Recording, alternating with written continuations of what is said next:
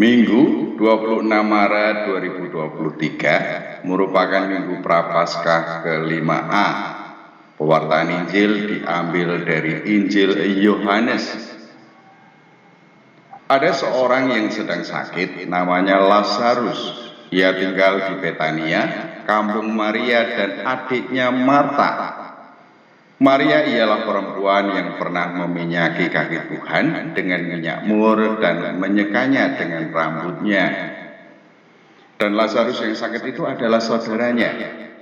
Kedua perempuan itu mengirim kabar kepada Yesus, "Tuhan, dia yang engkau kasihi sakit." Ketika Yesus mendengar kabar itu, ia berkata, "Penyakit itu tidak akan membawa kematian, tetapi akan menyatakan kemuliaan Allah, sebab oleh penyakit itu anak Allah akan dimuliakan." Yesus memang mengasihi Marta dan kakaknya dan Lazarus. Namun setelah didengarnya bahwa Lazarus sakit, ia sengaja tinggal 2 hari lagi di tempat di mana ia berada. Tetapi sesudah itu ia berkata kepada murid-muridnya, "Mari kita kembali lagi ke Yudea." Murid-murid itu berkata kepadanya, "Rabi, baru-baru ini orang-orang Yahudi mencoba melempari engkau, masih maukah engkau kembali ke sana?" Jawab Yesus, "Bukankah ada 12 jam dalam satu hari? Siapa yang berjalan pada siang hari, kakinya tidak terantuk karena ia melihat terang dunia ini. Tetapi jikalau seorang berjalan pada malam hari, kakinya terantuk karena terang tidak ada di dalam dirinya." Demikianlah perkataannya, dan sesudah itu ia berkata kepada mereka, "Lazarus saudara kita telah tertidur, tetapi aku pergi ke sana untuk membangunkan dia dari tidurnya." Maka kata murid-murid itu kepadanya, "Tuhan, jikalau ia tertidur, ia akan sembuh." Tetapi maksud Yesus ialah tertidur dalam arti mati, sedangkan sangka mereka Yesus berkata tentang tertidur dalam arti biasa. Karena itu Yesus berkata dengan terus terang, "Lazarus sudah mati, tetapi syukurlah aku tidak hadir pada waktu itu, sebab demikian lebih baik bagimu, supaya kamu dapat belajar percaya. Marilah kita pergi sekarang kepadanya." Lalu Thomas yang disebut Didimus berkata kepada teman-temannya, yaitu murid-murid yang lain, "Marilah kita pergi juga untuk mati bersama-sama dengan dia."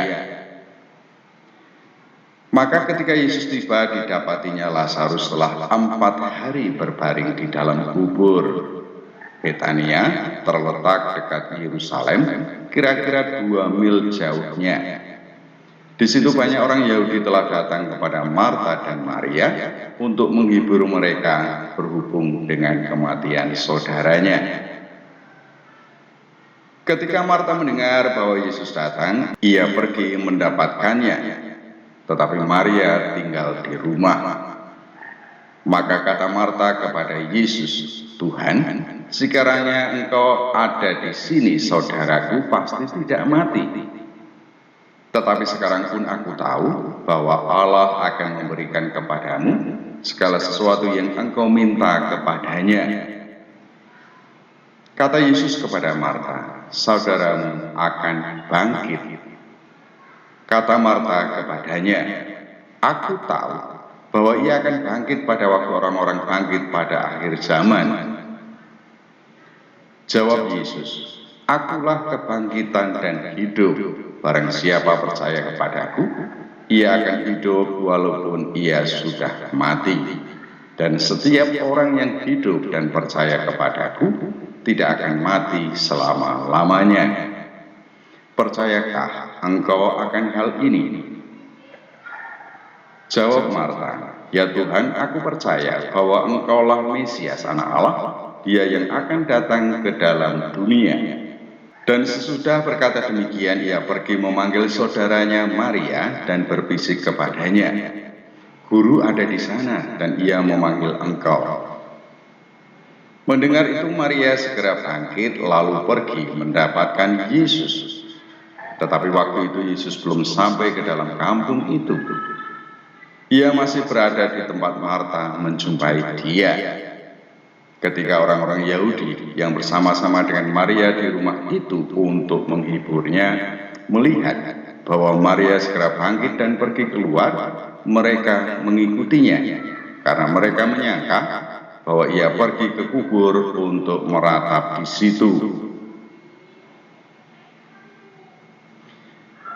Setibanya Maria di tempat Yesus berada dan melihat dia, tersungkurlah ia di depan kakinya dan berkata kepadanya, "Tuhan, sekiranya Engkau ada di sini, saudaraku pasti tidak mati."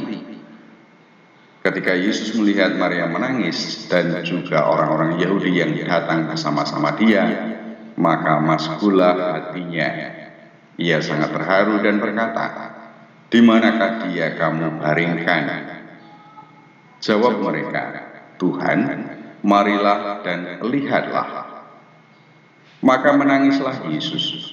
Kata orang-orang Yahudi, "Lihatlah betapa kasihnya kepadanya."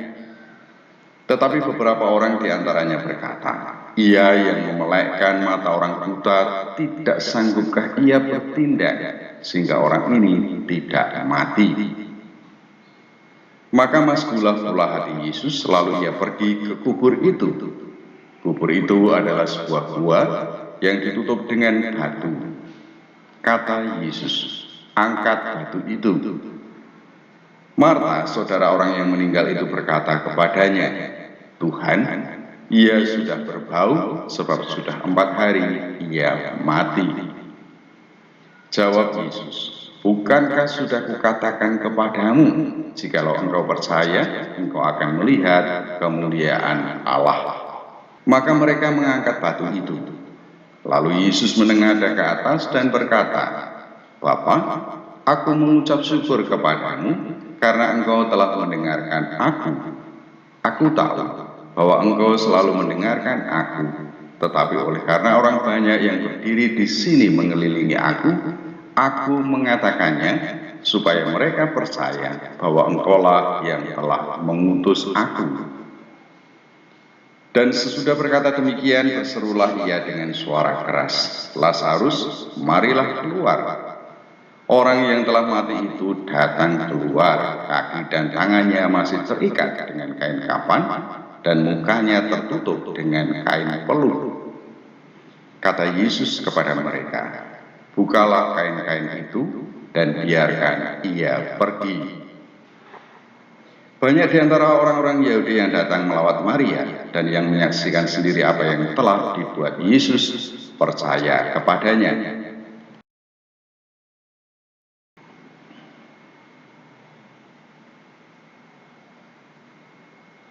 "Tuhan, sekiranya engkau ada di sini, saudaraku pasti tidak mati." Membaca dan merenungkan kisah dibangkitkannya Lazarus, aku teringat akan kedua orang tuaku. Sama seperti Maria, aku pasti tersungkur di kaki Yesus dan berseru, "Tuhan, sekiranya engkau ada di sini, orang tuaku pasti tidak mati." Sekiranya, ya, sekiranya. Belajar dari Marta dan Maria, rasaku, keinginanku pribadi tidak selalu selaras dengan rancangan Tuhan. Tatkala Yesus diberitahu bahwa Lazarus yang dikasihnya jatuh sakit, ia justru pergi ke Yudea. Marta dan Maria tentunya menghendaki bahwa Yesus segera datang dan menyembuhkan Lazarus. Tidak dinyana, yang diharapkan tidak kunjung datang hingga Lazarus mati dan dikubur. Sama seperti Maria dan Marta tentunya, aku menghendaki sungguh bahwa Yesus bertindak. Namun apa yang terjadi tidaklah seperti yang kuinginkan. Peristiwa yang dialami Maria dan Marta bagiku terasa tidaklah istimewa. Banyak orang yang mengalami hal yang sama. Yesus datang justru setelah Lazarus telah dikubur selama 4 hari. Bukankah sudah mulai proses pembusukan? Keheranan para murid Maria dan Marta tentu juga dialami oleh banyak orang. Para murid tahu bahwa Yesus di Yudea mau dilempari batu, tetapi Yesus justru mengajak mereka ke Yudea. Mengapa tidak mengunjungi Lazarus yang sedang sakit? Orang banyak pun pasti tidak akan pernah berpikir bahwa Lazarus akan dihidupkan kembali. Sama seperti banyak orang, aku pun keheranan, bahkan sering bingung atas tindakan Allah dalam hidupku. Aku sama sekali tidak tahu dan tidak mengerti rancangan dan kehendak Allah bagi hidupku. Dari peristiwa itu aku membandingkan dengan pengalaman dan pengertian pribadiku. Kurasa Marta dan Maria sekadar sungguh percaya pada Yesus. Ia tidak mampu berpikir lagi dalam kedukaannya. Ia hanya mengeluarkan isi hati bahwa seandainya ada Yesus, Lazarus tentulah tidak mati. Yesus pastilah menyembuhkan Lazarus.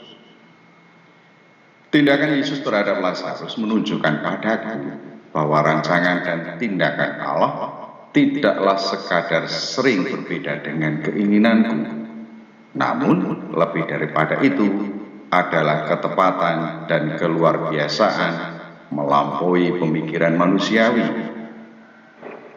Allah merancang kehidupan surgawi bagi umat manusia.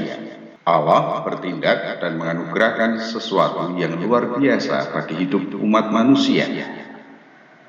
Tindakan Yesus tidak sekadar memberikan kesembuhan Lazarus yang tentunya membahagiakan Maria dan Marta karena itulah yang mereka kehendaki. Yesus memberikan kehidupan yang melampaui batas-batas kefanaan, termasuk kematian. Aku membayangkan bahwa semua orang yang menyaksikan kebangkitan Lazarus melongo semua. Tidak ada yang dapat berkata-kata. Tidak sekadar keheranan dan takjub. Mereka merasakan keagungan Tuhan ada di tengah mereka. Aku rasa mereka pun gemetar menyaksikan keajaiban luar biasa itu. Oleh karena itu, aku rasa kematian kedua orang tuaku tentulah ada di dalam rancangan ilahi. Terbersih di dalamnya Allah mau memberi anugerah luar biasa.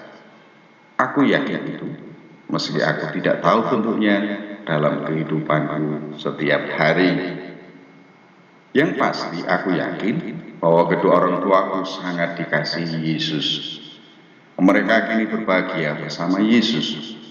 Aku yakin persembahan hidup mereka diterima sungguh oleh Yesus. Aku masih ingat setiap minggu aku mengantar mereka ke gereja. Mereka lebih aktif mengingatkanku untuk pergi ke gereja. Aku ingat bahwa mereka pun berdoa pada malam hari. Aku ingat dimanapun mereka makan, mereka tidak lupa untuk berdoa.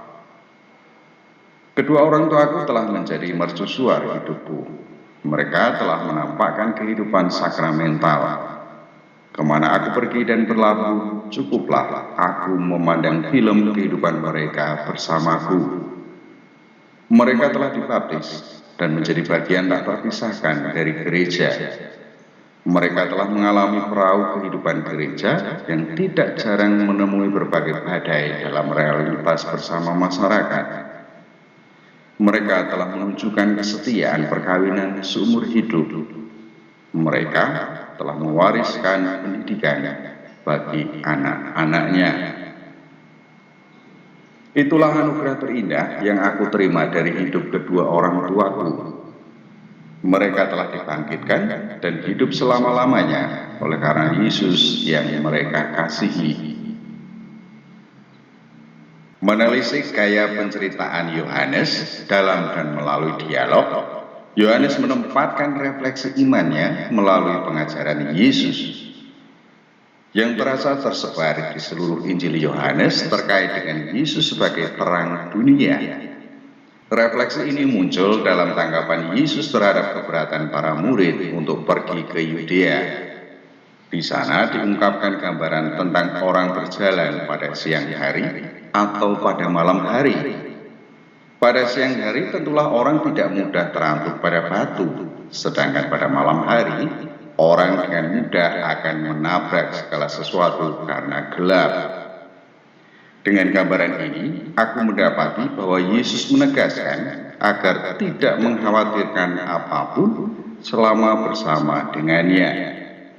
Yesuslah terang yang membuat orang dapat berjalan dengan tenang tanpa kekhawatiran dan tanpa ada sesuatu pun yang jahat akan menimpa. Yang kedua, Yesus menyatakan dirinya melalui berbagai tindakan ajaib. Kali ini, Lazarus yang sudah terkubur selama 4 hari dibangkitkan oleh Yesus. Sedari awal kisah, Yesus menyatakan bahwa dengan dibangkitkannya Lazarus, Yesus akan dimuliakan dan banyak orang tahu bahwa Bapalah yang mengutusnya. Berikutnya, bagiku menantang sikap batin pribadi. Dinyatakan bahwa Yesuslah kebangkitan dan hidup. Di sana termuat kepercayaan yang menunjukkan sikap penyatuan dua pribadi antara Yesus dan seorang individu. Orang percaya menunjuk pada penyerahan sesuatu. Dalam hal ini adalah hidup pribadinya. Orang percaya sekaligus juga mengungkapkan penerimaan pribadi. Dalam hal ini adalah Yesus. Dalam arti inilah yang ku mengerti bahwa orang akan mengalami hidup abadi. Aku tidak mempersoalkan apakah keabadian ada sesudah kematian, mengingat peristiwa Lazarus dibangkitkan oleh Yesus sebagaimana diceritakan Yohanes. Keabadian juga tidak sekadar sebuah ide yang ada sepanjang sejarah umat manusia.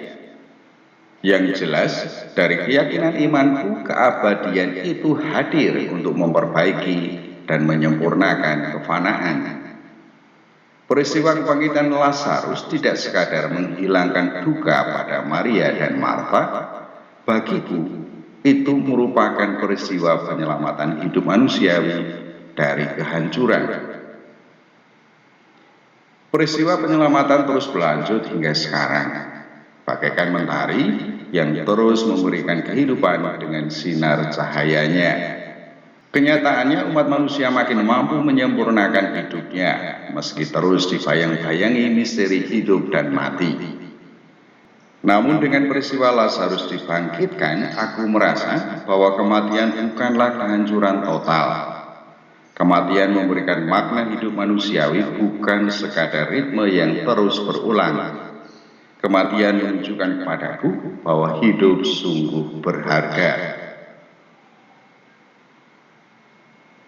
Jika aku berpikir bahwa keabadian menuju pada kebersamaan hidup dengan Yesus, itu berarti bahwa keberadaanku sekarang dalam keabadian. Kebersamaan itu ditandai oleh saling percaya, tidak hanya diriku atau sesamaku yang percaya kepada Yesus, yang terutama adalah bahwa Yesus mempercayakan hidupnya bagiku dan bagi sesamaku. Dengan demikian, keabadian sungguh memberikan ruang kebebasan bagi hidup manusiawi. Yang terpenting sekarang aku mulai menyadari bahwa keabadian itu pun bersifat sementara. Terdengar kontradiktif, namun terasa realistis jika kusadari bahwa Lazarus pun akhirnya mati setelah menjalani hidup sesudah dibangkitkan oleh Yesus. Kesementaraan itu tidaklah dapat ku mengerti dalam ruang dan waktu hidupku yang pastinya terbatas. Kesementaraan itu aku mengerti dalam perspektif keabadian, sehingga hidupku ini memiliki kepastian akan nilainya. Bagaikan dalam sebuah perjalanan, ruang dan waktu kefanaan hidupku, seperti orang Jawa katakan, mampir ngumbi, bukan tujuan akhir dari hidupku. Peristiwa kebangkitan Lazarus memberikan pengharapan akan keberlangsungan hidup. Kematian bukanlah akhir perjalanan. Kematian merupakan momen seorang pribadi manusiawi menyerahkan diri sepenuhnya demi keberlangsungan hidup manusiawi. Peristiwa kebangkitan Lazarus itu menorehkan kisah keabadian yang begitu indah. Saling memberikan diri dalam kebersamaan hidup dengan Yesus sungguh merupakan salinan kasih hari demi hari yang terasa semakin indah. Aku yakin bahwa kisah hidup setiap pribadi tentulah demikian. Oleh karena keabadian telah dianugerahkan kepada umat manusia oleh Yesus, tantangan terbesar padaku adalah tidak lengah sedikit pun dengan melupakan Yesus. Melupakan Yesus sama halnya menolak keabadian. Menolak Yesus sama halnya menerima kehancuran hidup, sebab dialah kebangkitan dan hidup. Selamat mempersiapkan pekan suci, Tuhan memberkati. Amin.